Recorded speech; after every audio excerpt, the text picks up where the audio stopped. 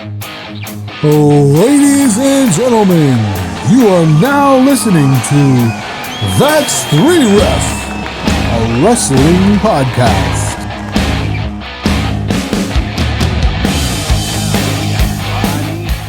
How's it going? You are listening to That's 3 Ref, a wrestling podcast. I am, of course, the cosplaying goof, Jesse Whitedeer, and I am joined today by the bagman, Cody Bags. Cody Bags with a Z. You know he's cool. It's kind of Cody Bags. I feel like is a combination between Vince Russo and Todd McFarlane. What do you think, Cody? You feel like you're a Todd McFarlane character? That is two people that I really don't like from two different industries that I really do like. But at the same time, unfortunately, I can see exactly what you mean by that. I feel like that was kind of in that era of like extreme. Everything was like extreme. That kind of like late '90s, early 2000s. Like it was everything was like X-rated or extreme or just everything had an X or Z in it, and nothing was spelled right. Yeah, exactly. So I mean, I think didn't Todd McFarlane he had a run of something like that. I know Spawn, but like, didn't he didn't write or he didn't illustrate or write Wildcats, did he? That was Jim Lee, right? I think you're right. Okay. Well, at any rate, here we are. And we are recording the day before American Thanksgiving. So that's pretty exciting. Cody, what are your traditional plans or your usual plans for Thanksgiving? Just the most basic, generic Thanksgiving dinner with the family. That's about as far as it goes. Nothing beyond that. Yeah, I think for me, we're just gonna do the standard Thanksgiving and stuff, and by the time everyone's listening to this, Thanksgiving would have already happened. So, hope everyone had a good time. But yeah, so what was an okay time was this World War III pay-per-view that we are covering today. We are covering the first World War III from 1995. This was suggested by your friend and mine, friend of the show, Don Manos. So shouts out to Don for the suggestion. I think the first suggestion. So thanks so much for that, there, Don. It was something that happened. But before we get into that, just a couple of housekeeping notes. Excuse me. If you have a question or concern or comment or prophecy or premonition or random thoughts for the show, you can submit those to that's3ref@gmail.com. You can IM us on our Facebook or Instagram page, or we usually make a post before the show. So a couple of days before the show, we will make that post, and you can comment underneath the pictures of those if that's a little bit easier for you. Be sure to tell a friend and family member. We are on Spotify, we are on Amazon, and we are on the YouTubes. So all kinds of different ways to get a hold of us. But obviously, you're listening right now, so you found us some kind of way. Appreciate it. Appreciate you for that. But yeah, speaking of comments, Cody, we did get one comment from Draco83, and he says, "I love the concept of World War III. This and the lethal lottery / battle bowl concept. If done right, it worked in today's business." What do you think about Draco 83, friend of the show, by the way? He sent me a very kind message saying that he likes the show and all of that business. So thank you, Draco 83. In my opinion, you're the number one, Draco. You don't need to be 83rd. So thank you. But Cody, what do you think about his comment there? As far as the World War III match type, um, I kind of get behind the concept on paper. I found it to be a little bit more hectic than my taste, though, and I am a fan of the Royal Rumble. This was a bit much for me, but if you are watching a product that you know every face that's on the roster, if you're familiar with everyone there, and you are a fan in some degree, for most of that roster, I can totally understand being really into this. I was never the biggest WCW fan though when I was a kid, at least not this era. So there were several names that there were a few names I didn't even recognize at all. There were several people that I never followed, even if I knew who they were. So at the end of the day, for me watching this, I saw a whole lot of people that I just did not care about. So I couldn't quite get into it. But I can totally understand on paper, and then if this is executed with people that you are familiar with, I could see this being a really great experience. The match, I mean.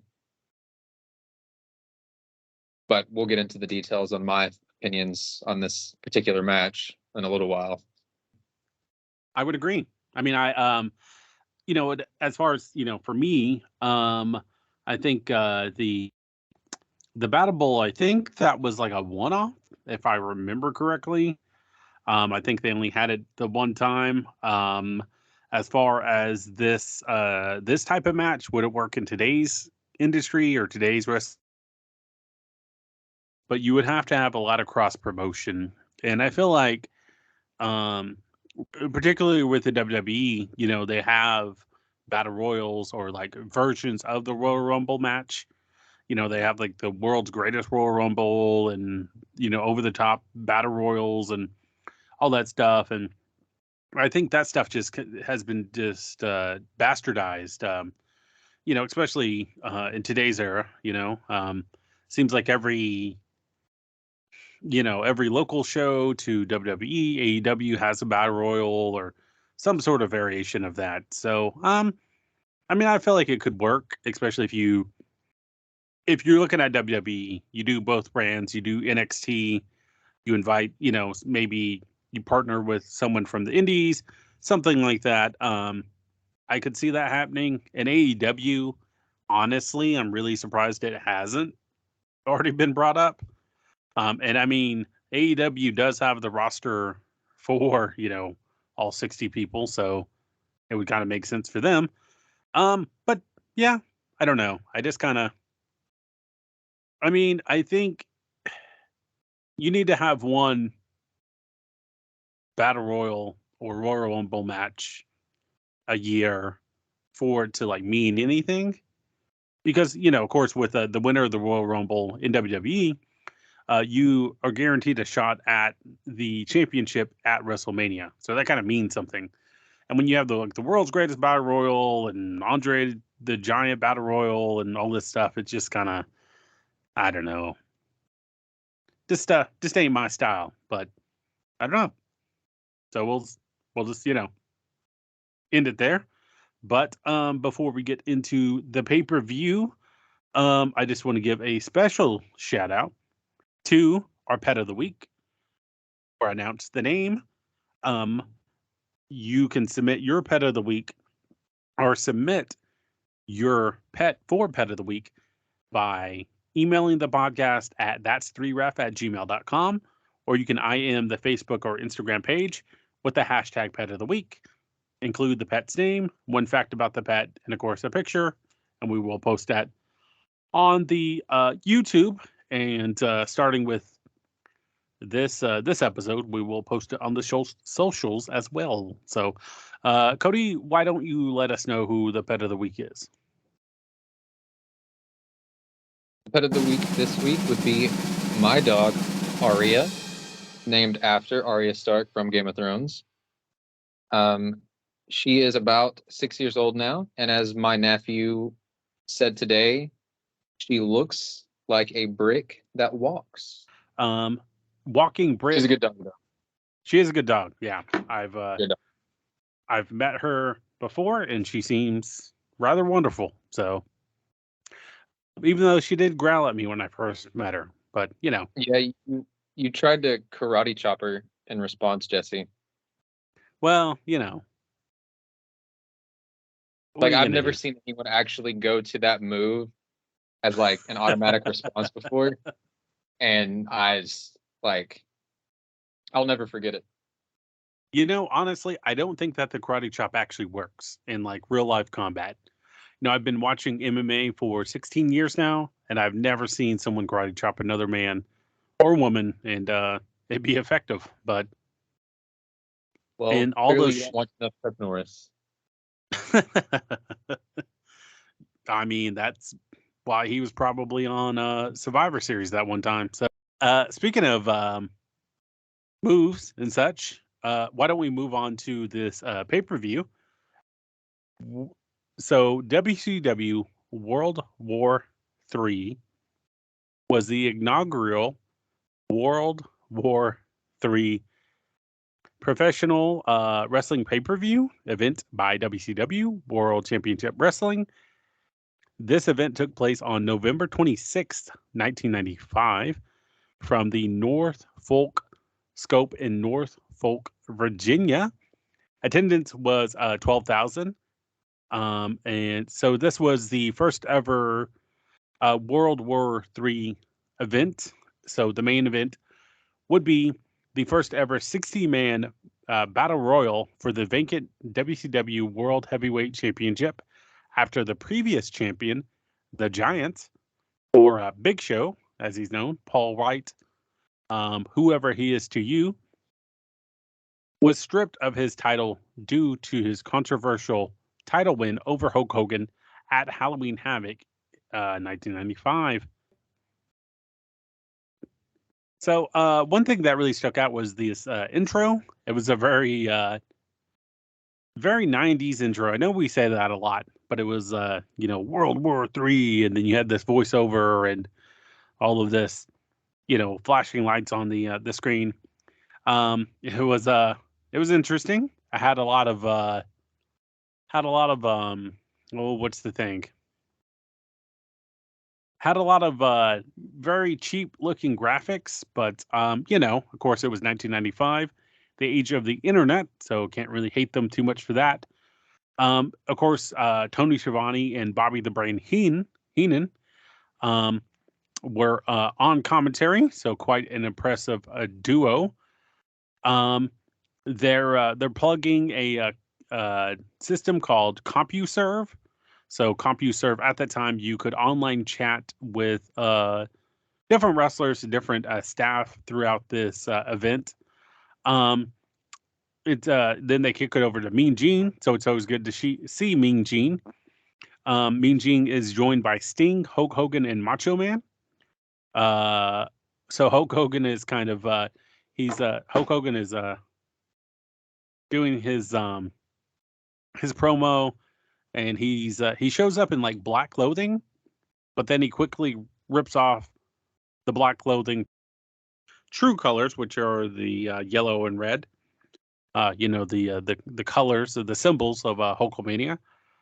He says that the dark side of Hulk Hogan is over until he becomes Hollywood Hulk Hogan. But and then it. I think at one point, one thing I liked is that Hulk Hogan seemed like he was threatening Sting. Like he was, I think he says something about being his friend, or Sting. Stinger is my friend until the end, or is my friend forever. And then we cut to Hulk Hogan saying that Macho Man believes Hulk Hogan is the coolest. So I just kind of, in my notes, I said, "Does Macho Man believe Hulk Hogan is the coolest?" Question mark. Which I don't think that he does, because he years later, Macho Man would record an entire rap album called "To Be a Man," which a lot of it was aimed at Hulk Hogan. So, Yep. yeah, what a wild time. And then, of course, Hulk Hogan is going to end this promo by the internet. So shouts out to the internet, I guess. Which again, all this was 1995. So when you put it in Real quick, context, it does kind of. Go ahead. sorry, not to interrupt you, but before we move on, did Hogan say the term the rag sheets?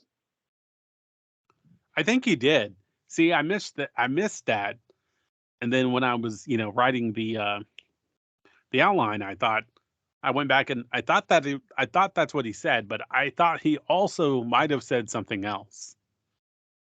Something Okay. else that would, yeah. So I didn't know. Okay. I was thinking I heard him say it and I was thinking dirt sheets. And then I sat there as the pay-per-view continued and it just kept coming back to me. And I'm like, did he say the rag sheets? Did I just hear that? I think that he did, Okay. but I don't.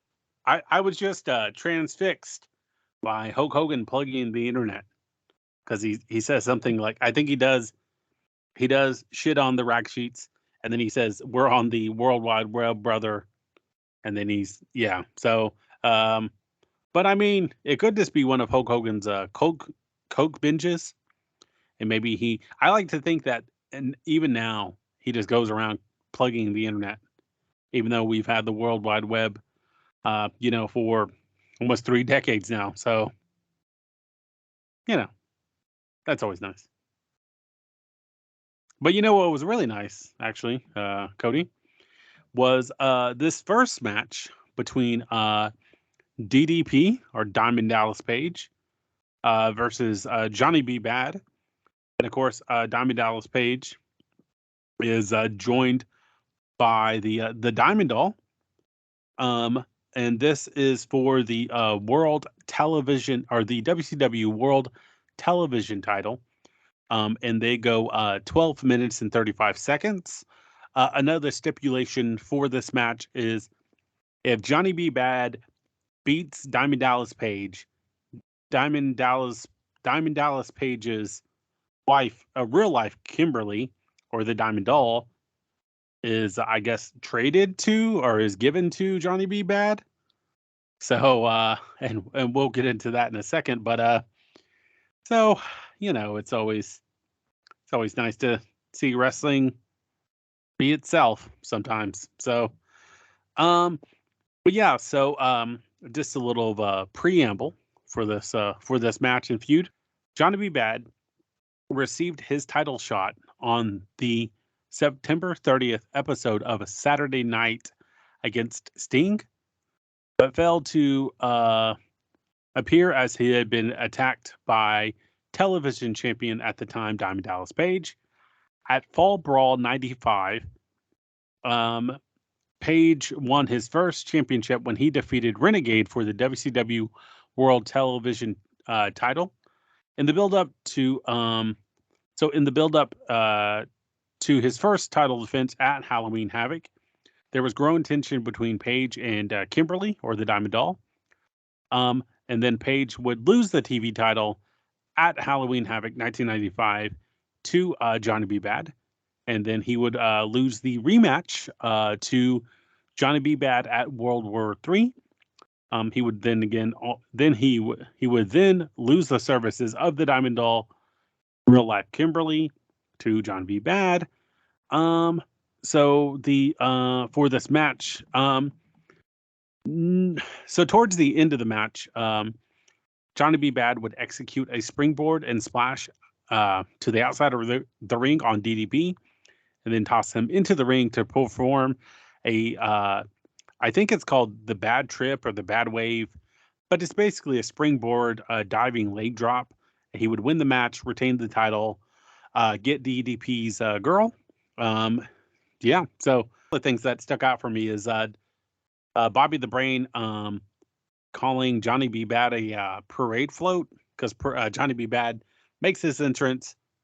He shows the robe, and then he holds sparklers in either hand. So just always great stuff from Bobby the Brain. We cut to the 3 rings. Like I had mentioned to earlier, there was the 3 rings set up, and it to me it just kind of looks tacky or looks awkward. Um, I want to note that nice head of hair on Nick Patrick. So he just had some golden locks going on. Not golden locks, but he had some amber locks going on in this match. Great head of hair on Nick Patrick. I like that DDP was distracted by Kim, and then turns around and lands a nice spinning clothesline. Um, at one point, DDP goes to kick Johnny B. Bad. Johnny B. Bad moves, and DDP does the Charlie Brown. Like when Charlie Brown goes to kick the football, it gets pulled out from under him and he lands on his ass. That's kind of how DDP did. We get a tombstone. We get, like I said, a plancha to the outside. We get a gutbuster, a leg drop. Yeah, I mean, just all great stuff. I really enjoyed this match. And of course, after this match, immediately after, Mean Gene would give us an update on the WWF steroid scandal. And he said that you would have to call into the WCW hotline. And while we were watching this pay-per-view, the number is, this says, no number no longer working. But, if you were watching this live, you could call in and get that update. And then, so after the match, Johnny B. Bad cuts her promo about respect and respecting women, respecting himself. And it seems like Kim is happy with the win. He says, hey, think about it if you want to be my manager. But, just think about it. Okay, first I want to mention, I'm glad you said something about Mean Gene talking about the steroid scandal, because like earlier, I thought I heard that, and then I started wondering if that was just a fever dream, because that was a very random thing to bring up on pay-per-view. So yeah, I was going to ask you about that after we talked about the match. Okay, so the match itself, though. So I thought the match was actually pretty decent. You covered the match pretty well. I say that because there wasn't a lot going on in it. So on one hand, I liked it. I thought it was a decent opening match. Everyone involved looked good. Johnny B. Bad, DDP, even Kimberly for her part outside the ring. Everyone looked good. But I did feel like the match lasted a little bit too long. And I will say it was slow enough at points that it felt like it lasted longer than 12 minutes. I don't see why it needed to be as long as it was. I even made a note that towards the end, Bad did a pile driver to DDP. And for some reason, DDP kicked out. And they went on for another 30 seconds to a minute just for Bad to get another move that did not look as impressive as the pile driver and then get the win. So my only complaint really was there were some gaps here that I don't think needed to be there. But everyone looked good. Overall, not a bad start to the pay-per-view. And I will say, though, that Kimberly, I mentioned, was pretty good outside the ring. She did her part well. Great expressions. Was where she was supposed to be when she was supposed to be there. But my God, I never want to hear her on the mic again. That is my takeaway about the promo going in and the afterbirth. I really don't ever want to listen to her cut another promo. Yeah, it's well, I think so. She was, like I said, she was DDP's real world wife. Excuse me. So I think she was pretty new to everything. So I mean, I could kind of understand there. I think that everyone kind of seemed like everyone had to get their stuff in. So, but yeah, what I mentioned earlier is that Mean Gene does give us the hotline for the for updates on the WWF steroid scandal, and of course, just a short version of that, which we will hopefully cover that in length in a future episode. But for right now, Vince McMahon was accused of selling steroids to his wrestlers in the locker room. And this was of course, well before a wellness policy was initiated. And so Vince McMahon was legitimately looking at some tough time, or some, a lot of years behind bars in prison. So there was a brief moment where Vince McMahon almost went to prison. So you know, interesting, uh, interesting tidbits in the world of wrestling. Um, but yeah, so as far as the afterbirth for this match, Bad and DDP had a rematch for the TV title on the following night's Monday Night Nitro, where Bad won after Diamond Doll knocked DDP out with a chain. Bad gave Doll the option to stay free or remain with him, and she chose to be his manager or his valet. This led to a match between Bad and DDP again for the title at Super Bowl 1996, where Bad retained, so he beat DDP 3 times in the span of I think 3 months. So so eventually, Bad would lose the TV title to Lex Luger during a house show in February 1996. So this is right around the time that he would leave the company because he strongly objected to the ongoing angle with Kimberly. He had deep religious beliefs, was married to was married in real life to Sable, and Bad was concerned with how people would perceive him outside of wrestling if he had another man's wife as a valet. Many felt Bad and Kimberly had great chemistry together, but Bad pressured the WCW higher ups to drop the angle. The Wrestling Observer wrote at the time, Bischoff apparently said that he didn't want to be in a situation where every time they booked him in an angle, he wouldn't want to do it if Jesus Christ wouldn't approve of it. End quote.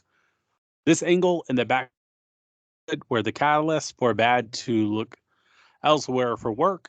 And of course, he would sign with the WWF in 1996, later that year, and he would debut as Mark Marrow. And then, of course, he would bring Sable along with him, and then due to just a lot of ugliness, eventually Sable would leave him for Brock Lesnar, and the rest is history. So, before we move on, Cody, you got any comments about the afterwards? No, I was just going to comment on Bad's reasonings for not wanting to be involved in that angle and how that turned out for him and Sable in the end, but you covered it. See, I feel like people don't think that I do my research on the show, but they're wrong. No, I'm just kidding. Yeah, I don't know. I'm just a nerd for all this stuff, you know? I want to give people the most information to complete the whole story, you know? I just enjoy pointing out the irony. I mean, yeah, you're not wrong. It is interesting that he left WCW, which was likely he was getting paid probably he was, so there were rumors that, he was due to move up on the card. How much he would move up on the card, I don't know. Um, but this is just through a couple of different interviews and stuff. I don't think that they would have made him the world champion, but I guarantee that he probably had he not gone to WWF, um, Sable likely wouldn't have met Brock Lesnar. They wouldn't have had that, lapse in their marriage stuff. And yeah, so, and then maybe Mark Marrow, Johnny B. Bad would be in a better position. It's kind of interesting of what would happen, a lot of what ifs. But yeah, that's just kind of how the cards were dealt, I guess. So I don't know. But yeah. And then Mark Marrow turned into he's like a televangelist or something now, or he's got something going on. So, a living a lot of lives over here. So match 2 saw Big Bubba Rogers, or the Big Boss Man, as he was known in WWF, and he of course defeated Hacksaw Jim Duggan in a taped fist match, and they go 10 minutes and 8 seconds. On September 16th, during an episode of Saturday Night, Jim Duggan cost Big Bubba Rogers a match against Dave Sullivan by putting Ralph the Rabbit in the ring, which led to Rogers leaving the match due to his allergies from rabbits. Can't make that up. So, this led to a match between the two on September 30th, on the September 30th episode of Saturday Night, in which Rogers defeated Duggan by hitting him with a tape fist while Duggan was distracted by VK Wall Street. So, VK Wall Street. Either. What's that? I still can't make that up either. Yeah, so VK Wall Street, aka IRS, as he was known in the WWF. However, Duggan defeated Rogers in a rematch on the following week's Saturday Night. So I don't think that they got anything done during this entire fall, because it seems like every Saturday night they were fighting each other. But on a November 11th episode of Saturday Night, it was announced that Duggan would face Rogers in a taped fist match, and Duggan was depicted as having visited Ireland to check out his ancestors in preparation for this match. Because, why not? On the September 20th episode of Monday Night Nitro, Duggan cost Rogers his match against Road Warrior Hawk by tripping Rogers from the outside, as Rogers was about to use the tape fist on Hawk, but landed face first on the tape fist. So he knocked himself out, I guess. So the stipulations for this match were you could either knock your opponent out or pin your opponent to win. Duggan was about to win this match as he was going to deliver a 3-point stance clothesline to Rogers. But that pesky rascal, VK Wall Street, interfered, and Duggan hit him with a 2x4. But while he had his back turned, Wall Street threw a chain into the ring. Big Bubba Rogers wrapped the chain around his fist and hit Duggan with an uppercut to knock him out, thus winning the match. Other than lots of brawling on the outside and stuff, I didn't really have a whole lot of notes for this match. It was okay. It wasn't my favorite. It wasn't my least favorite. It just kind of happened. I did note that this was the first time that we saw one of the other rings brought into play, as they moved over to the second ring and wrestled there. I mean, that didn't really do anything to the match, but I did notice that it was a progression, as the wrestlers would explore the unique setup of the night. So I did note that. But yeah, it was a brawl. The parts that were the brawl were pretty decent. They were pretty good. Duggan and Rogers are both, they were both really talented brawlers. That was both of their strengths. I don't know if they were at their best whenever they were wrestling guys that were their same style. But for what it was fine. But as a brawl, I would say that it should have been short and quick. I know I commented on the last match being too long. That one felt too long because it was an opening match and these guys were not top stars yet. This match, I think, went too long because these two, Rogers and Duggan, are at their best whenever it's just pounding each other. I think if they would have gone in half the time, taken half the time, just beat each other up, and then a quick win, I think that would have made it a lot better, and the crowd would have been just as happy with half the time. I did kind of notate the ending, though. I thought it was an interesting finish. Wall Street comes out with the chain.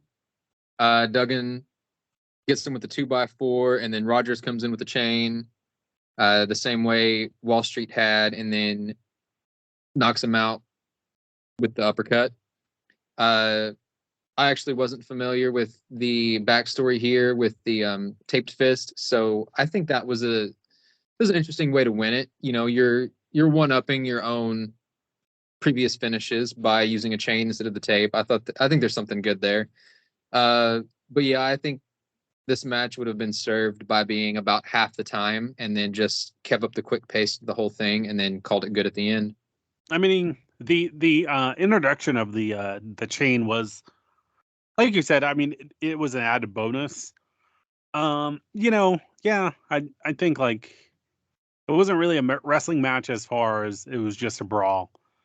And I mean, it was that's the thing is like stuff like this can it can go one or two ways. Like I said, it was okay. I mean, it wasn't I didn't hate it. I didn't love it. The ending was cool, you know. Big Bubba Rogers hits Hacksaw Jim Duggan with an uppercut, and that was interesting. So it was kind of cool that they kept up with they honored their same, you know, stipulations of the match. You know, it wasn't like, you know, you could either win by KO or pin, and then Big Bubba Rogers throws Hacksaw Jim Duggan to the outside, and then wins by count out or something like that. So it was, you know, it was nice that they kept up, you know, kept in line the parameters of their stipulations. I'll tell you this, man, a singlet and no glasses doesn't serve IRS, because he looks like that dude from what is it, Dastardly Dan or Dick Dastardly from Hanna-Barbera. That's who he looks like. Yeah. I mean, he's not a handsome man, and that singlet does not. I mean, even though I'm sure he's in great shape, not the greatest look for him. So we'll just leave it there. But yeah, so a little bit of afterwards or afterbirth. I'm gonna keep saying that until it makes people feel uncomfortable. So for the afterbirth of according to Jim Cornette's wrestling dictionary, it is the technical proper term. Well, there you go. So you know, big fan of Jim Cornette over on this podcast. So we'll honor him by saying the afterbirth of this match. Later in 1996, Duggan would fight someone called the Loch Ness to a double disqualification at a main event taping before Super Brawl 1996. He had a short-lived feud with DDP, and he would lose another tape fist match at Bash at the Beach 1996. So other than those two matches, he wouldn't really have anything going on for about 2 years. In 1998, he disappeared after being diagnosed with kidney cancer, which he did beat, by the way. You know, Jim Duggan is still alive as far as this recording. And yeah, I mean, you know, never met him, but seems like a great guy. All the interviews that I would listen to and stuff, I didn't have anyone who said anything bad about Jim Duggan other than the original Doink. But, you know, that's for other reasons as well. And also in 1996, Big Bubba Rogers would join the Dungeon of Doom and feud with former Dungeon of Doom member John Tinta, or the Shark, or he was known as Earthquake in WWF. And he would also feud with newcomer Glacier, who was WCW's Sub-Zero ripoff. So definitely check out those pictures of Glacier in WCW at this time. By the end of the year, he had turned on the Dungeon of Doom and joined the NWO. His stay in the NWO was brief, with Big Bubba Rogers, knocked out by an unknown assailant at the start of the February 17th edition of Monday Night Nitro in 1997. And he would later explain that Eric Bischoff fired him after he was temporarily paralyzed. Big Bubba Rogers would return on September 1st of 1997, now using his real name and vowing to rip Bischoff's head off. And he would feud with the NWO. He formed an alliance with the Steiner brothers, who also sought, or who were, vying for Ted DiBiase to be their manager at the time. That union would abruptly end with Scott Steiner turning on them to join the NWO in February of 1998, after losing his final WCW match to Bill Goldberg on March 30th, on the March 30th episode of Monday Night Nitro of 1998. He was sent home, and the company let his contract expire, and he would return to the WWF later in 1998 as a second incarnation of the Big Boss Man, which, for my money, that second incarnation of Big Boss Man was probably his best work that I've seen. Of course, his stuff with what was it, a Smoky Mountain, because he was Smoky Mountain in as Big Bubba Rogers, correct? Yes, I believe so. Okay, so yeah, and I know that Jim Cornette. Speaking of Jim Cornette, he has a lot of high praise for Big Bubba Rogers. But yeah, I mean, I always enjoyed his stuff in WWF. He had that feud with the Undertaker. He had the feud with Big Show. I think it was Al Snow. So he had a lot of notable gimmicks, a lot of notable matches and stuff. And rest in peace, Big Boss Man. So the third match of the evening was a interpromotional match with JWP and All Japan Women's Pro Wrestling. That, of course, was Bull Nakano, who we've covered previously on this here podcast, and her tag team partner, Akira Hokuto, Hokuto, Hokuto. And they are joined by Sonny Ono, and they would defeat the team of Mayum Ozaki and Cody Suzuki, and they go 9 minutes and 16 seconds. Like I had said, this was an interpromotional women's tag team match. Mayum Ozaku and Cody Suzuki were representing JWP,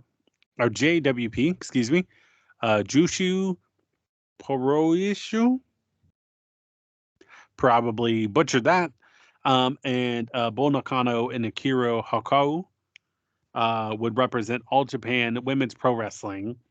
So after some back and forth action, Nakano would hit what's known as the Bull's Poseidon on Ozaku for the win. So a couple of different things I liked in this match. We got Mike Tenay on the mic, and he was he added to Tony Schiavone and Bobby the Brain. So we have a 3-man booth for this match.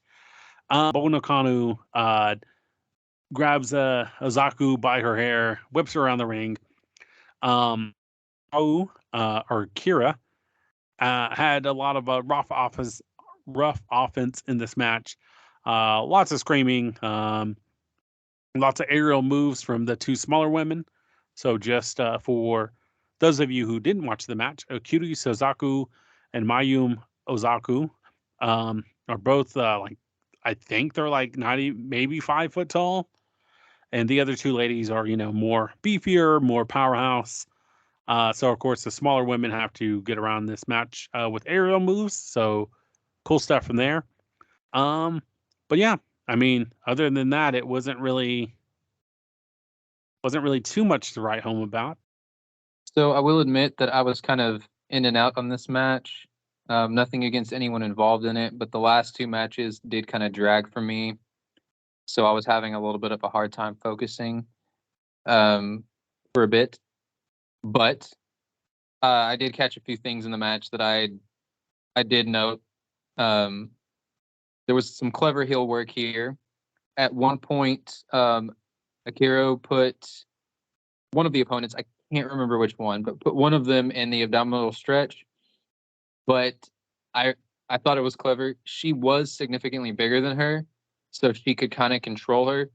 And she moved her over to her corner before she put her in the abdominal stretch and would help her reach out to her partner for the tag, knowing that she was just out of reach. And I really liked that as like heel work from someone who was bigger than their opponent. I thought it was really clever. It got the fans worked up. There was a few other things like that throughout the match that I noted. I did find it a little ridiculous when the two baby faces got their opponents in the Boston Crabs, or that they did half crabs, I think. And I thought that was a little ridiculous. Just like I was watching, and the one that put Bull Nakano in the crab, she dropped one of her legs, and it did not look intentional. It looked like she couldn't hold on to her because she was too small. Bull Nakano was just too big. So she drops the leg and then uses both arms to grab the other one. And I was like, yeah, this is a little ridiculous because she was the size of Bull Nakano's thigh. And that kind of lost me for a minute. But I did note that the finish, Bull Nakano had a very impressive leg drop off the top rope. Great move. Looked better than Hogan's leg drops. So I will admit that I didn't watch 100% of the match, but out of what I did watch, for the most part, I liked it, and I really liked the finish. So not a lot to say about that one. Yeah, the finish I think was probably the best part. The match, itself was it was okay. I mean, it was cool to see. So this is what I like about WCW at the time, and and kind of during their whole incarnation was they would showcase other wrestlers from different promotions with New Japan or like I think even All Japan. They would showcase Luchador Mexican wrestlers, Asian wrestlers. So that was the cool thing about WCW at that time. I think that was one of the things that they had, and of course WWF, WWE would do that a little bit, but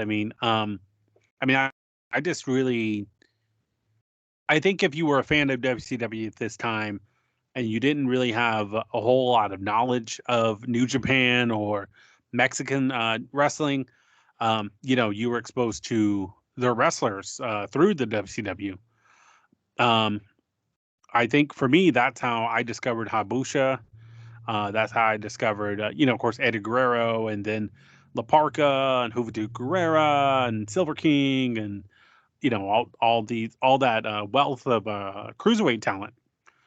So it was really cool to see. That even though this match wasn't terribly great, it was cool to see the interpromotion between the two companies, and of course, WCW and New Japan would work together, in the next year, and then I think throughout the WCW's, uh, you know, um, lifespan, and of course, we see that I think to death with AEW and New Japan today, in today's wrestling. But at the time, it was something different and it was something interesting. So I like that.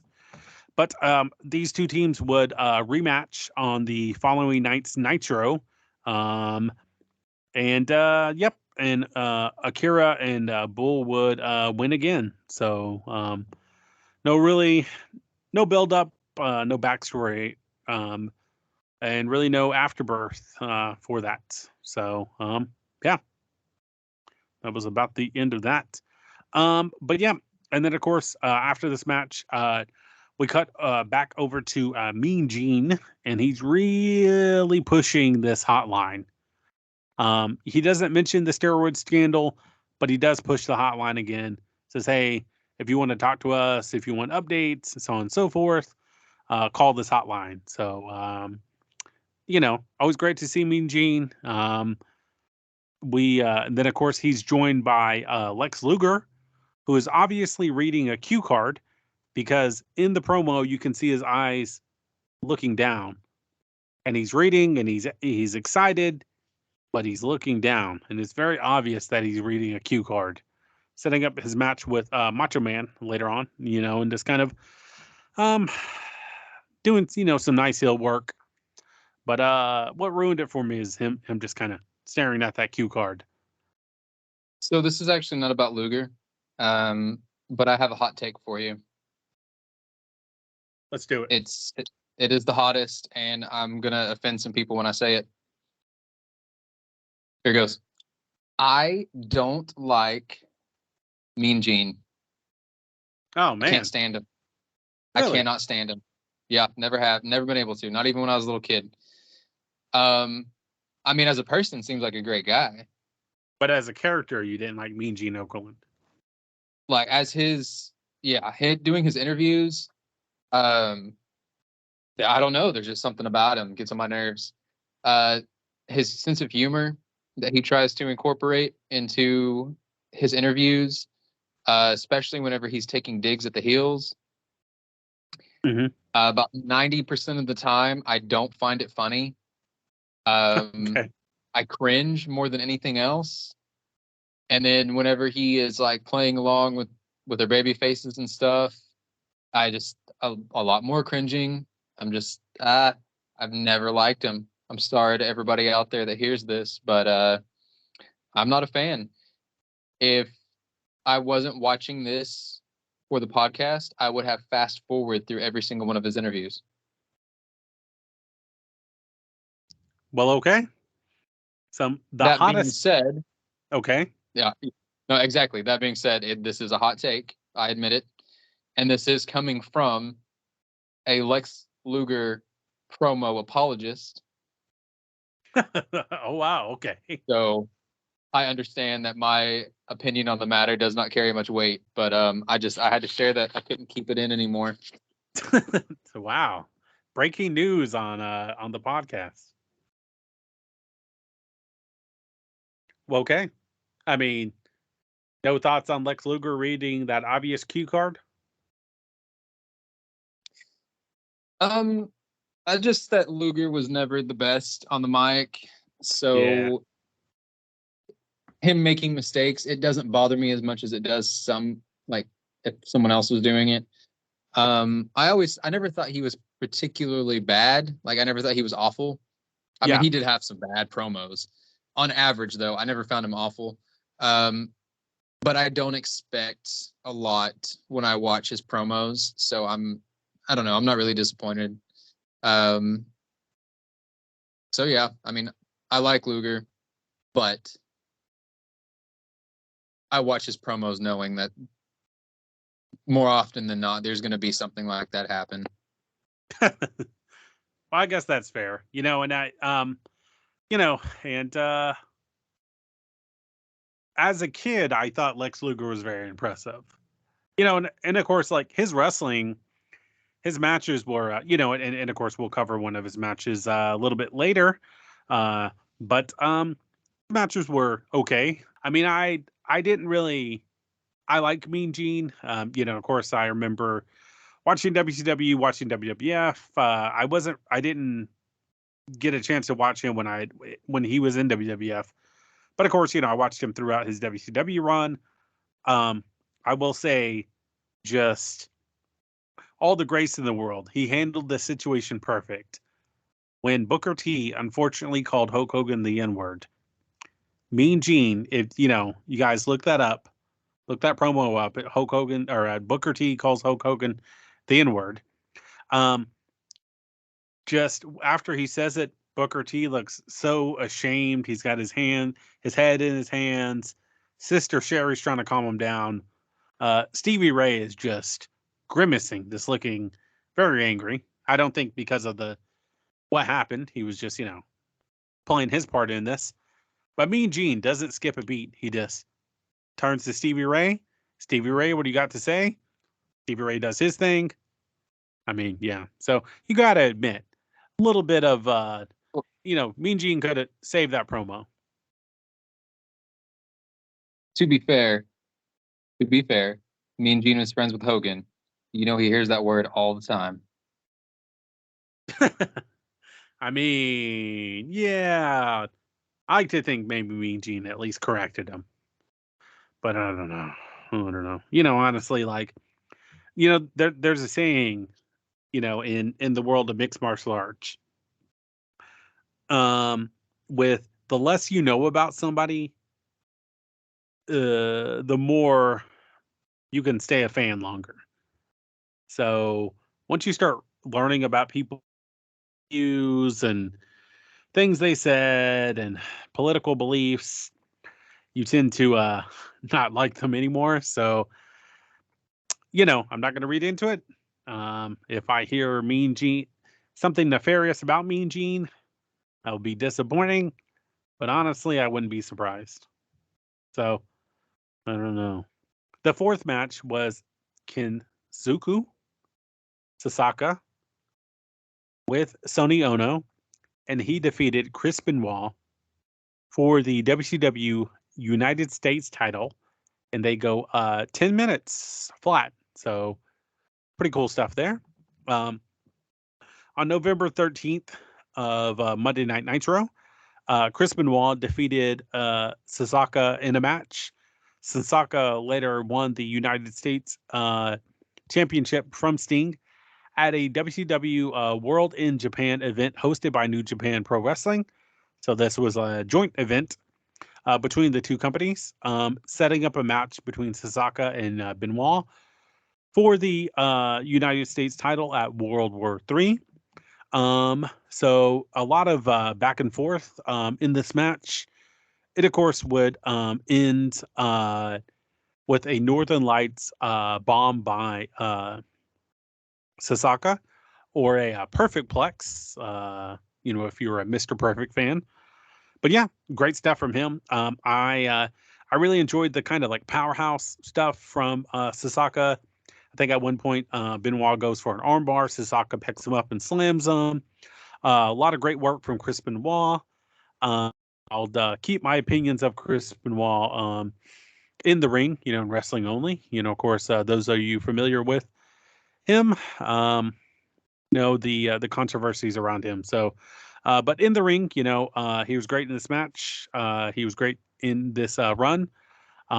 Chris Benoit was the fourth horseman in the which is pretty telling that he was a member of the Four Horsemen. But he was the fourth horseman of this incarnation, and of course that being Ric Flair, Arn Anderson, Brian Pillman, and then Chris Benoit. So, but Chris Benoit was also a member of New Japan, and New Japan and WCW were doing talent exchange at this time. So that's how we get Chris Benoit in this match. I liked Chris Benoit's entrance music. It kind of had like a hip hop feel, so that was pretty cool. Bobby the Brain is ogling a Hooters girl in the crowd. So I guess WCW at the time had was sponsored by Hooters at the time. So if that's not evident by the giant boobed women in the on the ringside. I really enjoyed the mullets in this match. You had kind of like a shaved sides mullet from Sasaka. You had like an old school mullet on Chris Benoit. And then of course Sonny Ono gets on commentary, and he puts over Sasaka. He puts over Bobby the Brain. Yeah, just really cool stuff. I guess it was more of it was like a Northern Light suplex, but it kind of looked like a brain buster a little bit. So maybe it was a combination of the two. I liked it. I think for what it was, that's a good way to put it. Although I do say that too much, but I think it was a strong match for Benoit, for both guys, really. But I couldn't help but notice that the crowd was kind of dead. There was very little interest from them. There wasn't much cheering going on for most of the match. So that kind of stood out to me and kind of hampered the experience. But looking at Benoit in the ring, there are very few people that were better than him in the ring. So, of course, the match was going to be good. And, short match, but decent. So after this match, Sasaka would soon lose his title to the One Man Gang under dubious circumstances. One Man Gang appeared in a post-show dark match at Starrcade 9. He would beat Sasaka to win the United States Championship. Although the match was restarted with Sasaka winning, WCW never acknowledged the second match or the restart, so One Man Gang was credited as the title holder. Sasaka would return to Japan in 1997. So he doesn't. So this is his one and only match for WCW. And then I think that he is on some independence, and then eventually he shows back up in Japan in 1997. Chris Benoit would eventually return to Japan. Like I had mentioned earlier, he was part of a talent exchange. He would compete in the New Japan Pro Wrestling's Super J Cup, which is showcasing their cruiserweights, or in New Japan Pro Wrestling, it's junior heavyweights. So he was showcasing, or he's competing in that division. He would eventually defeat Lionheart in the first round. So Lionheart, of course, being Chris Jericho, but eventually he would lose to Gaito, who is a legendary Japanese junior heavyweight wrestler. So after this match, we are joined by a Dungeon of Doom promo by Kevin Sullivan. And then we get a promo for Starrcade. And then we get a promo for Luger versus Macho. And then Macho says that one thing I wanted to note in that Macho Luger promo is that Macho says that he is 1,000,000% better than Luger. And Macho adds that 1,000,000 is better than 100. Fifth match for the evening was Lex Luger, and he would defeat Randy Savage by submission, and they go 5 minutes and 28 seconds. At Halloween Havoc 1995, Randy Savage defeated Lex Luger. Later on in the night, Lex Luger would turn on Savage and Hulk Hogan after Hart turned on Hulk Hogan, costing him the World Heavyweight Championship against the Giant. Luger would then join the Dungeon of Doom and resume his rivalry with Savage. On November 13th, that episode of Monday Night Nitro, Luger attacked Savage after Savage defeated Ming. Bobby the Brain, I think he makes allusions that he's supporting a orphanage in Guam, if I remember that correctly. This match starts off quick. Oh, he just straight up said it. What's that? He just straight up said it. Okay, see, that's what I was thinking. I thought that I heard that while I was taking notes, but I didn't bother going back. So, I mean, shouts out to Bobby the Brain, man, out there supporting orphanages. So, pretty cool stuff.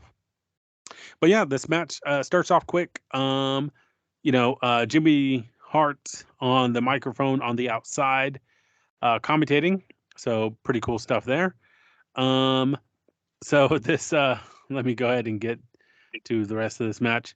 Savage was about to hit a diving elbow, and Savage tossed Luger out of the ring, where the two brawled until Luger applied a torture rack on Savage, then tossed him back into the ring to apply an armbar. If you call it that, he just kind of overhooks his arm and like squeezes it. But yeah, so Savage came in with an injured arm from Halloween Havoc. And Luger squeezes that, and then I guess the pain that it knocks out the Macho Man. Luger would continue to apply the hold on Savage until Sting came out and made the save and talked Luger into releasing the hold. So yeah, that's about it. Honestly, for me, in this match, this was probably, I wouldn't say my least favorite match of this card, but I just didn't love it. Macho was great, of course. Luger is good at what he does, and do work matches that are based around his moveset. He's good. But yeah, just kind of the finish was interesting. So I wondered what I would have thought about it if I was a kid, if I was like 5 or 6 years old. But yeah, so I guess the pain was so unbearable that Macho Man passed out. I'll start with this. In defense of the finish, it is a less well executed version of what Brett and Austin did at Mania. Like, in defense of the finish, that's the concept. And I like the concept. It worked for Brett and Austin. Oh, okay. All right. I got what you're saying. Go ahead. So it's the same idea. And, like I said, I like the idea. You have a top heel, you have a top baby face. You want your heel to go over, but you don't want the baby face to get pinned or to submit. So the baby face is too tough to give up, but due to an injury or whatever, they pass out from the pain. Okay. If the finish is done well, I like it. And I thought it was done okay in this match. Obviously, it's no Austin and Hart, obviously. But I thought it was okay for what it was. So that's my defense of the match. To go back to the rest of the match, though, I thought it was terrible. And I'm saying that as a fan of Macho Man and Luger. I mean, I've already defended Luger earlier tonight. So I really hated that because these are the two top guys so far. These are the two biggest stars that have had matches of the night. This was one of the matches that I was looking forward to the most, actually, because we just watched some of their last content from the WWF before they jumped over, and I watched even more than we did on the show. So I was actually kind of looking forward to this match, and then I watched it, and oh boy, it was not good. And I don't know, maybe part of it is, maybe it wasn't the worst match of the night. Maybe part of it was just that I had higher expectations for this match, but I was very disappointed. And like I said, the finish, I like the concept, but I don't think it was executed as well as it could have been. So I left this match pretty disappointed. The saving grace for me, though, was, like I said, I've already said multiple times, I like the concept. And then they were able to play off of Sting's friendship with Luger. So I thought there was an interesting dynamic there. We know Luger is now the heel. He's the bad guy. Sting is the good guy, but they're still friends. But Sting is also friends with Macho Man, so he comes in. There's this dynamic there. Like, there's something I liked about that. It's still not the best, not as good as I would have hoped or wanted, but it was a unique ending, unique afterbirth for the night, and so I could get behind that. But as far as the match itself, I was wildly disappointed. So later on in this pay-per-view, Savage would compete in the WW3 Battle Royal. So yeah, and then spoiler alert, he wins it. And then on But later on in the year, on December 27th, he would lose his title to Ric Flair at Starrcade. So speaking of Starrcade, Lex Luger would participate in a WCW versus New Japan Pro Wrestling World Cup of Wrestling pay-per-view, where he would represent WCW in a winning effort. Later on in the night, he would participate in a triangle match or a triple threat match with Sting and Ric Flair, with the winner to face Randy Savage for the WCW World Heavyweight Championship. And Flair would outlast Sting and Luger as they both were counted out. And then, of course, he would win the title from Macho later on in the year. A promo for Sting versus Ric Flair. So what we get here is Ric Flair and Sting were they were friends, and they were going to compete in a match against Arn Anderson and Brian Pillman. But then Ric Flair turns on Sting, and then of course, Ric Flair reignites the Four Horsemen, and later on they recruit Chris Benoit. So leads us to our sixth match of the evening, or the co-main event, if you excuse me, the co-main event, if you will. We have Ric Flair and Sting. Sting would defeat Ric Flair by submission, and they would go 14 minutes and 30 seconds. And of course, at Halloween Havoc 1995, Ric Flair turned on his partner Sting during a tag team match earlier. And of course, he would reignite the Four Horsemen. Sting would defeat Ric Flair on a November 13th episode of Monday Night Nitro, which led to the rematch between the two at World War III. So after a back and forth affair that spanned all three rings, eventually Sting would hit a superplex for the win. Let me kick it over to my notes. And then great stuff from both guys. I mean, you see a lot of cunningness from Ric Flair with the chops, and a lot of scientific wrestling, but you get more of the aerial stuff from Sting.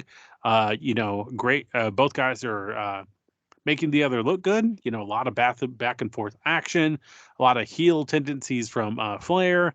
A lot of good guy stuff from Sting. It was probably my favorite match, I think, of the evening.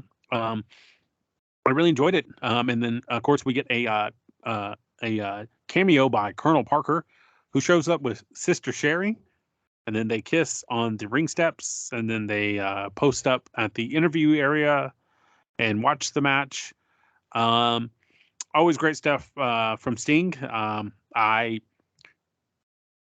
really believe that I love Bret Hart, and I love the sharpshooter. I think that Sting Scorpion Deathlock is on par with that sharpshooter. I think those two guys, if you're not one of those two guys, you really have no business doing a sharpshooter or a Scorpion Deathlock. I mean, I know The Rock tried it at one point, and maybe he should just hang that up, because it doesn't get better than Sting or Bret Hart with that sharpshooter / Scorpion Deathlock. So I really enjoyed this match. Just great stuff from both guys. I really don't have a whole lot, honestly. But I will say I did enjoy the match. I like both of these guys during this era. They both had amazing chemistry together. Flair was not quite to the point where he had to start really watching what he did in the ring. Sting was probably at his peak physically. So they were both great. This match was great. The crowd was really into it. Sting came into it with like the fire and the attitude. He strikes first. Flair runs, jumps in the other ring, does a strut. Some great stuff. We got a lot of the Flair personality in the match. And they do a great job of making each other look good. I could go into more details on some of the things they did in the match, but anyone who's watched these guys wrestle, you can imagine what the match was like, honestly. Their matches were all very, very similar. Not to say that they ever got old, though, because they were that good together. A couple little things, though. I swear to God, if I ever hear Tony Schiavone say, "I've never seen this before," one more time, like, I think he said that at least once in every single match. This one was probably the most egregious, though, because it was when Flair had Sting in the figure 4 and he punched Sting's knee a couple times, which is something that Flair has always done and has continued to do. And Tony Schiavone yelled, "I've never seen this before. The combination of the figure 4 and the punches to the knee." And I was a bit annoyed throughout the pay-per-view that he was continuing to say this about very common moves that guys were doing. This one just about had me throw my notebook at the TV, though. I feel like this is not as hot of a take as what I said about Mean Gene, but oh boy, I do not like Tony Schiavone. I thought I did, but I don't. So, yeah, there's that. Not to make this review about Tony Schiavone, though. But going back to the match, good match. I like the finish. Flair was always good at having interactions with the referees, stirring up trouble with officials, things like that, which he did in this match. Then Flair taking the superplex, going into the Scorpion Deathlock. It's good stuff. Good finish. Like I said, you watch one of these matches between these guys, you've pretty much watched them all, but a testament to their talent and their chemistry together is that there is a similarity to all their match, or at least a lot of their matches, the ones I've watched, but at the same time, it never gets old. So I really enjoyed it. Probably the best match of the night. Yeah, for sure. I'm in agreement. Not so much about the Tony Schiavone stuff, because I think nowadays he's a lot less tolerable than he was back then. Just because he has bastardized everybody. It kind of makes you hate listening to anybody. Maybe with the exception of JR. I don't think that. I think that if he had stayed in WWE and they had rolled him out every now and then to do like specialty matches, okay. But I think with Tony Schiavone or Taz and some of their other commentators, it just kind of gets it's just too much. In this era, he was fine, and I always loved Bobby the Brain. I think just the subtlety.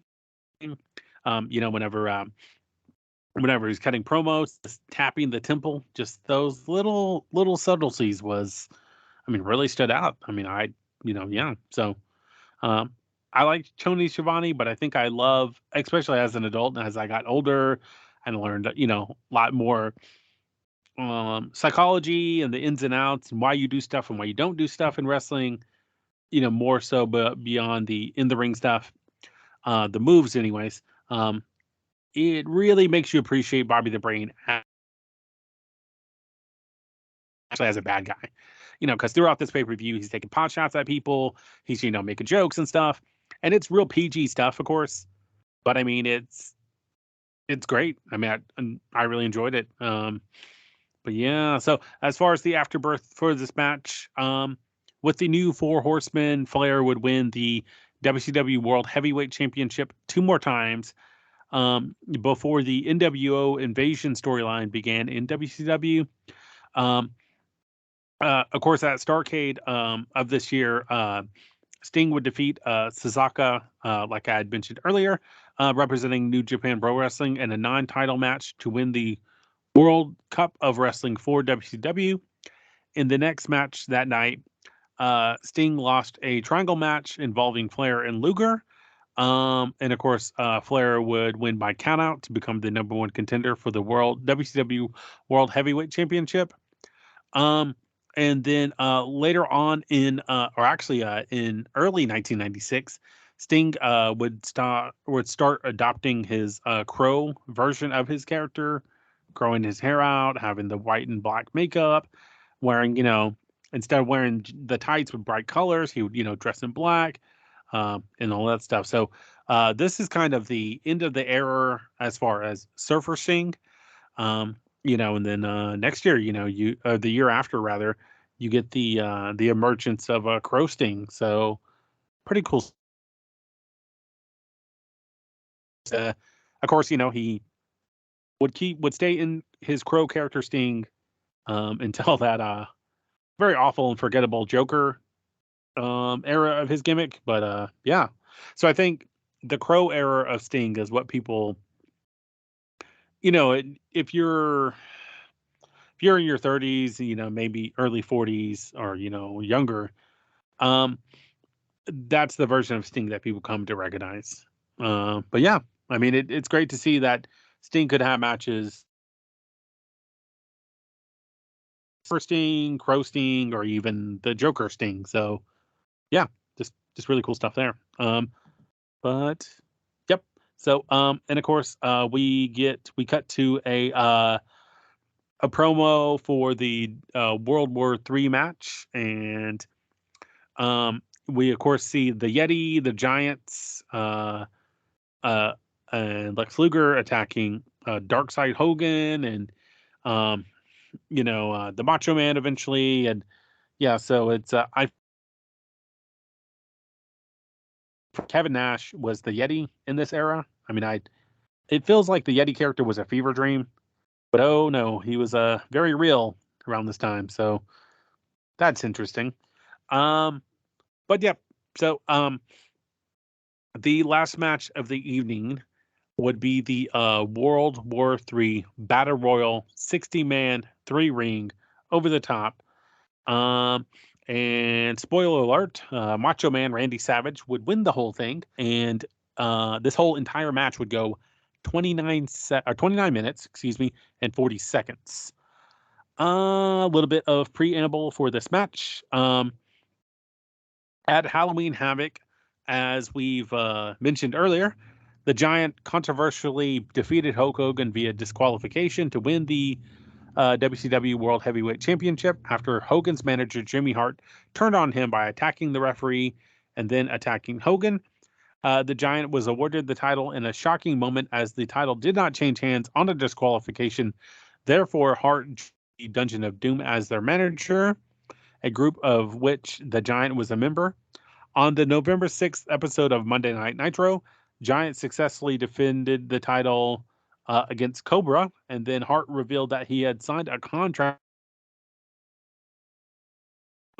for Hulk Hogan's title match against the Giant at Halloween Havoc, and revealed a stipulation on the contract that if Hogan would be defeated or would be disqualified, then the Giant would win the title. However, WCW officials stripped the Giant of the title because the DQ because the match was won due to DQ on Hart's behalf, not Hogan's. It was announced that the title would be World War III Battle Royal 60-man 3-ring match, which we are about to cover. But yeah, and then that was so this match, you had Randy Savage and Hulk Hogan working to eliminate one-man gang, but Hogan decided to assist Sting and Lex Luger in eliminating the Giant from the match to get some revenge. In the process, Hulk Hogan eliminated all 3 men from the match, leaving himself, Savage, and one-man gang as the final 3 entrants. While referee Randy Anderson was busy watching Savage as he eliminated gang, Hogan out of the ring through the bottom rope. Hogan went to attack Giant, but since Anderson saw Hulk Hogan on the floor when he called for the bell and declared Savage the winner of the match and the new world champion, despite Hulk Hogan's protest. So, Hulk Hogan was very upset about losing that way. Um, and of course, because we have three rings, we got three sets of commentators. In the first ring, we have Bobby the Brain and Tony Schiavone. Uh, Two, we have the always great Dusty Rhodes, and he is joined by Eric Bischoff.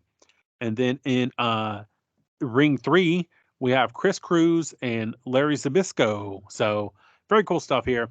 And of course, we got Michael Buffer, who announces the whole thing, and is announcing Macho Man as the winner. So I am not going to bother listening or listing the Battle Royal. But if you have some time, check this match out. It was very chaotic. I will say that. But yeah, I mean, despite all that, Macho wins the big one, and for a short time, sure, but he does win the big one. So a few things about the match. Like you already said, we're not going to go through the whole match. We're not even going to go through all the competitors. But I did make a list of a few of the competitors that stood out to me the most. Obviously, the big three that they told us about ahead of time was Hogan, the Giant, and the Yeti for whatever reason. A few other competitors, though, that kind of stuck out. Obviously, Sting, Luger, and Flair. But some of the others, Eddie Guerrero, which I thought was interesting. It's a good addition. I recognize Disco Inferno coming in there. Pillman, DDP, the Zodiac, Canyon, Paul Orndorff, and Harlem Heat. So those were just a few of the guys. So if you were a fan of WCW during this era at all, there's going to be plenty of people that you recognize, even if you don't recognize everyone. I'm going to be honest, I did not care for the match when it started. Not even a little bit. It was too much chaos. Too many people that I either didn't quite recognize or I just didn't care about. That being said, I will admit that when we got down to our final 10, I kind of got interested. And I made a note, so I'm going to go ahead and tell you who the final 10 were. Obviously, Macho Man and Hogan. But we also had the Giant, Arn Anderson, Eddie Guerrero, Paul Orndorff, Ric Flair, One Man Gang, Sting, and Luger. So once you get down to the bottom 10, it's a little bit of a different story. It's still some chaos, but there's enough chaos that you can follow it. And there are some interesting eliminations here, especially the dynamic with Luger and Sting, because we'd already touched on that earlier. They're friends, but one's a good guy, one's a bad guy. There's kind of a strange dynamic there that commentary kept talking about. And so we got to see more of that in this match whenever the two of them teamed up against the Giants. And then we get Hogan coming over to help, but instead of helping throw out the Giant, he just throws out all three of them. Which, I mean, that's kind of the goal, but it was strange to me that the fans were cheering for Luger and Sting, and then Hogan, who's supposed to be like the epitome of the good guy, just runs over and dumps them all out when they're not paying attention. So yeah, once you get to the bottom 10, I think there's some really interesting stuff there, some good eliminations, some good dynamics. So anyone who watches this event, especially this main event, and can't really get into the main event, hold out for the final 10. That's what I'll say. So the actual finish, I give all these compliments about the final 10, but then when we get down to the final 2, was it just me or was Hogan just being a bitch? Did you get that vibe, Jesse? I think so. It seemed like Terry Bollea came out rather than Hulk Hogan, because he was kind of like, like I said. Go ahead. Sorry. Just to continue on to that point. It reminded me of who was it? Was it Sid in the Royal Rumble in the WWF? when Hogan gets eliminated, but then he eliminates the person who eliminated him, thinking that, make him like you're the baby face. Like, what are you doing? Yeah. You take your loss and then you find a way to come back from it, but you don't do something that's either going to turn the fans on you or just make you look bad.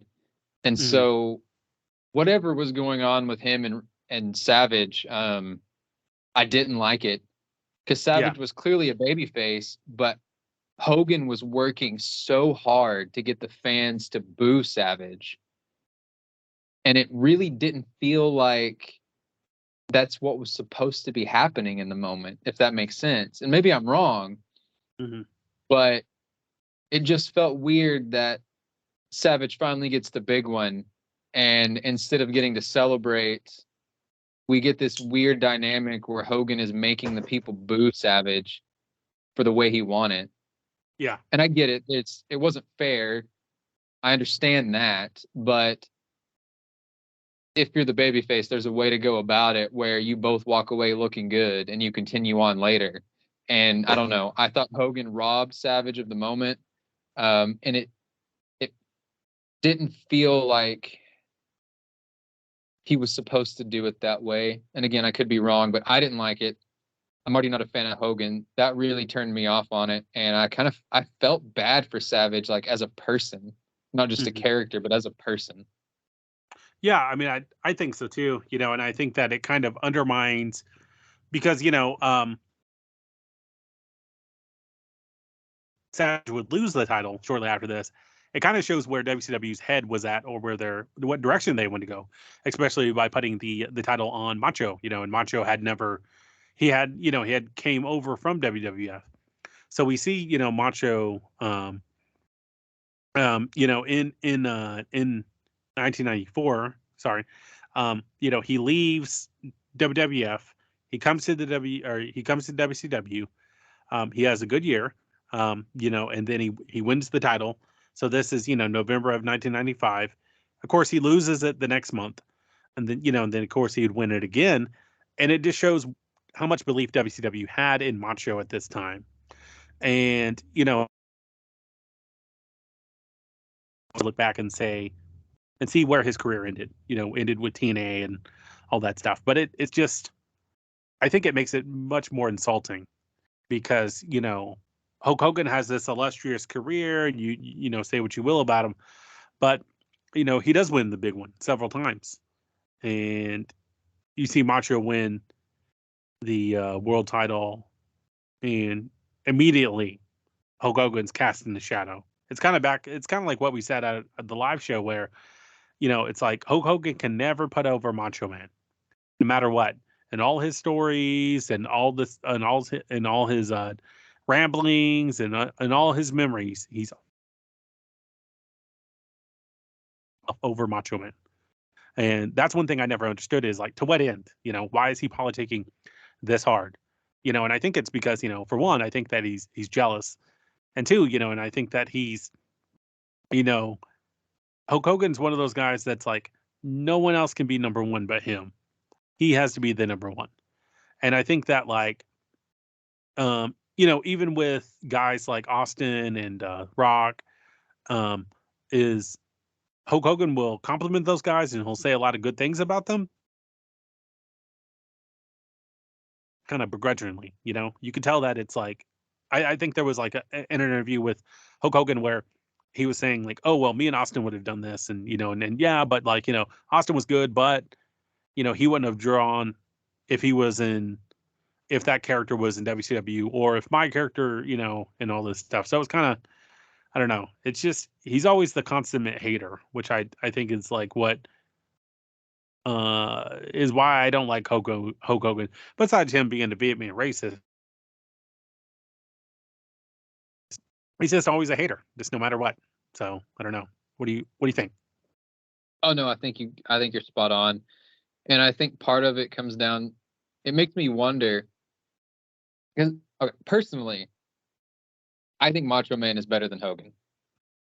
I agree. Like, I think Hogan's biggest thing, and I don't take it away from him, I think his biggest thing was always his charisma on top of, what he physically looked like. And when he wanted to work, he could work in the ring. He could do it when he wanted to. He just didn't want to in the WWF. But I think he had the look, but his biggest thing was his charisma. But if you look at Macho Man, he was better than Hogan in the ring. Even when Hogan was trying, Macho Man was better, and Macho Man tried more than Hogan did. He wasn't quite as big as Hogan, but he still had the look.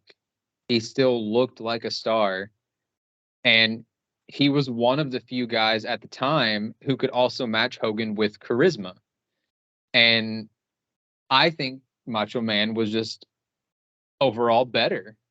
He just didn't have the same kind of push. And I think that's the only difference between the two at the time, or the only thing that gave Hogan the edge was that Hogan had the better, bigger push. And so sometimes I wonder, like, does Hogan realize that too? Does Hogan think that too? Does Hogan know that Macho Man was the guy that was better than him at his peak? And is that why he is so hell-bent on downgrading Macho Man to this day? Again, maybe I'm wrong. I mean, Hogan is a narcissist. Whether you like him or not, I don't think anybody can deny that Hogan is a narcissist. So maybe he doesn't think that. Maybe he just thinks he is the greatest. But I do wonder sometimes, just with how much he degrades Macho Man then and now, like, does he realize that Macho Man was the guy that was technically better than him?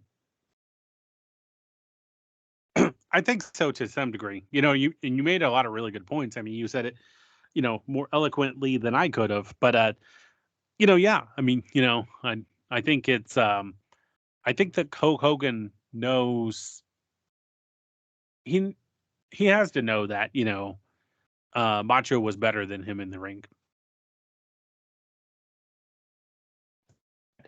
Macho could match him in charisma. He has to know that. Um, and it's one of and I think even Flair, to some degree, you can criticize some of this, is with like Flair and Hogan and guys like that, is like they want to overstay their welcome. And it's like, even though they can't perform in the ring, even though they can't, whatever, that they still want to stick around. And it's kind of, that's why you had Hogan downplaying the Attitude Era and downplaying Austin, downplaying The Rock, or their eyes, is he can't let go. Hulk Hogan can't let go of being Hulk Hogan, and it's kind of like Terry Bollea can't not be Hulk Hogan. And I think, whereas, like, Dwayne Johnson, The Rock is an extension of Dwayne Johnson, but Dwayne Johnson can stop being The Rock. Yeah. Steve Williams, or even right now, I guess Steve Williams, and then later on Steve Austin, he can not be Stone Cold, or he can downplay it. But Terry Bollea has to always be Hulk Hogan, no matter what. And he's like a walking identity. He's a walking identity crisis, and he just cannot be that guy. And it's just, I don't know. I mean, it would be interesting if, like, let's say Hulk Hogan had passed away and Macho Man had outlived Hulk Hogan, where the world would be, how Macho would look back on Hulk Hogan's career. Of course, and they had animosity, so it was kind of like, it's kind of hard to say, but I mean, it's I don't know. But It's interesting. it is interesting, yeah. So, but yeah, so got off a little bit of a tangent there, but moving on though. So the following night, after this pay-per-view on Monday Night Nitro, Hulk Hogan would interrupt an interview of the New World Heavyweight Champion Macho Man Randy Savage, and demand that the outcome of the feud, as he was not eliminated from the match, but the Giant interrupted by attacking both men. On December 18th, Hogan attacked the Giant and several referees during the Giant's title shot against Savage for the title, which resulted in Hogan being suspended for the rest of 1995. On the Christmas episode, December 25th of Nitro, so he would be suspended on the Christmas episode of Nitro. So just 6 days, but still. Starcade, where WCW competed against New Japan Pro Wrestling in an interpromotional World Cup. And of course, he would lose the title to Flair after Flair would outlast Luger and Sting. But Savage would win his second World Heavyweight Championship on January 22nd of 1996 on an episode of Nitro from Flair. During this time, Savage brought Elizabeth with him to WCW as his manager at Super Brawl 6 on February 11th. Savage defended his title against Flair in a steel cage match. However, he lost his title after Elizabeth turned on when she allowed Flair to hit him with one of our high heel shoes. Flair claimed that Elizabeth gave him a sizable amount of Savage's money, taken in their divorce settlement, excuse me, which he used to set up a VIP section at Nitro events. Hulk Hogan and the Giant's feud would continue until Super Brawl 6, where Hogan would defeat the Giant in a steel cage match to conclude the rivalry. And that's where we're going to end things for this pay-per-view. I mean, Cody, what are your overall thoughts about World War III 1994? My honest overall thoughts is that this was not one of my favorites that we've watched so far, but I have not watched as much of this particular era of WCW as I have a lot of other wrestling. So I did appreciate watching it. There was some good takeaways from it. There was some disappointment too. I would say the best match of the night was Flair and Sting, which is not a surprise to anyone, or it shouldn't be. Worst match of the night. If we take the main event out of the equation, because there's hits and misses in that, but the worst match of the night was probably Luger and Macho Man, which is unfortunate because I like both of those guys a lot. But the main event was rough to get into, but I really enjoyed the final 10. The finish I thought was perfectly fine. I just bittersweet because of Hogan's reaction. So overall, I thought it was, a mixed bag. There was definitely some highlights, some rough stuff, but I appreciated dipping into this era of WCW for not really the first time, but for the first time in quite a while. So not a bad night overall. Yeah, I agree. And I think we stepped into basically the whole calendar year of 1994 WWF. So maybe this will be something that we will revisit in the future. Do we have the next week's episode or the next episode rather? If you don't have any Not ideas, yet. that's We will. okay. I'll have one for you by the end of today, though. Or All right. end of tonight. End of tonight. I got you. Well, very cool. So, yeah, definitely everyone stick around for that next episode, which remains a mystery, but we will announce it on the socials. And also, I will make an announcement. Cody doesn't know this. For at least for while we get through the holiday season, we're going to go to a bi-monthly format. So our episodes are going to come out every 2 weeks rather than every week. I know we started out strong, but then we kind of hit a little bit of a hiccup. But to kind of get us through these holiday months, we're going to go to every 2 weeks as to every week, but that will only last for a little bit. So just wanted to time to spend with their families and all of that good stuff. So yeah. But if you have a question or concern or comments or if you just want someone to talk to, you can send all of that to that's 3ref at gmail.com. You can IM the Facebook page and Instagram page. That's 3ref, a wrestling podcast on both of those. Yep. And you can check out what we're doing. We like to post memes, and we will post the We will make a post about the upcoming episodes. About the upcoming episode, rather. So you'll feel free to comment underneath that post as well. Be sure to submit your pet of the week through that system as well with the hashtag pet of the week. Include a picture of your pet and maybe one fun fact about said pet. But yeah, so appreciate all of you guys for sticking around and hanging out with us. Hopefully all of you guys had a great Thanksgiving. You had some safe but successful holiday shopping on Black Friday. And I guess we will see you the next time we see you. And then we'll see you the time after that. So stay safe, everybody. Cody, you got anything for the people at home?